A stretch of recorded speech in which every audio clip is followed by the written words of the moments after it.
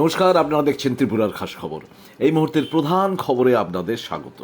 গুরুত্বপূর্ণ খবর হলো আবহাওয়া নিয়ে। সকাল থেকে রাজ্যে বিক্ষিপ্ত বৃষ্টি হয়েছে।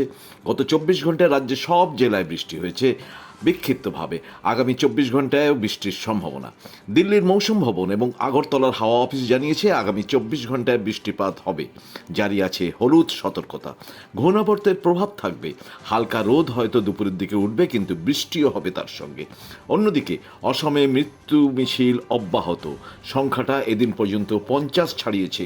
অসমে জোড়া ঘূর্ণিবর্তার কারণে বৃষ্টি হবে। বন্যা পরিস্থিতির অবনতির আশঙ্কা করা হচ্ছে। পাশাপাশি মেঘালয়ে ধস নেমেছে। মণিপুরের অবস্থাও ভালো নয় বলে সূত্রের খবর। বৃষ্টি হচ্ছে সিকিমেও, এই দিনও ধস নেমেছে, যার প্রভাব পড়েছে তিস্তায়, অর্থাৎ পশ্চিমবঙ্গের উত্তরবঙ্গ। যথেষ্ট ভারী বৃষ্টির সম্ভাবনা।